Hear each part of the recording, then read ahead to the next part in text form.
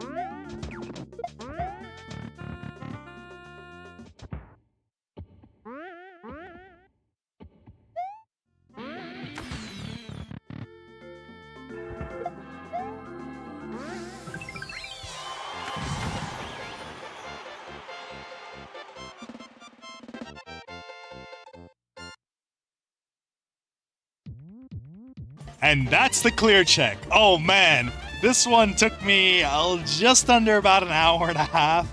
I was tweaking a bunch of it as I was going along to make it just a little bit less annoying, a little bit more fair. So I'll show you what I changed as I was going through. But okay, so first thing here, this jump, you got to time it just right with this one. You'll bounce slightly out of sync with it, and then you can bounce on here. However, if you take it the wrong way, you'll either grab it, hit the spike, or you bounce too high and you hit these spikes. So if you grab it, yeah, that's your own fault, but I felt like hitting your head on there after doing a blind jump is a little too much. So I put a few one-ways there to make it a little bit easier. Another thing here, this used to be a donut block. I made a cloud block so that you could do this first jump a little bit easier. And then once you get it down, you have donut blocks for the second one. Now, for this part, it is very forgiving. If you miss the spring drop here, then as long as you land on these, you can always just go at it again, try it again a bunch of times, and you can catch yourself on a bunch of these platforms here. So that's not too bad. Then we come up here. I would say it's easy just to go straight for it, hit it once and continue. I tried juggling it a few times, but it gets kind of wonky once you do it more than once. But as long as you're on point with your movements, you can get through this part just fine. As you come along here, I had messed up with the spring at one point and I couldn't get him to trigger. But what you can do, instead of having to reset or die, you can do a spin jump to start him off and then bounce on the spring along. Now this spring over here, you don't have to grab. If you do grab it, you can just drop it again, but you can just jump straight onto it up to here.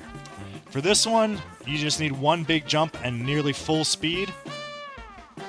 and you need to adjust a little bit on the second and third jumps, but that's not too bad.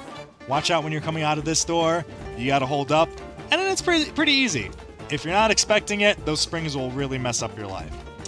As for getting this down, it's just a matter of getting the pattern down. This part's probably my favorite part. It's pretty fun. I forgot that it hit a 50 coin up here. I don't think I changed too much else. I think one thing else I changed for this section was I moved this thwomp up a little bit because it wasn't moving all the way up properly, and then it was messing up the whole thing. It would make it way too tight, to the point of being unfair. So I moved this guy up a little bit. Other than that, this section's pretty much the same as is this last running section here.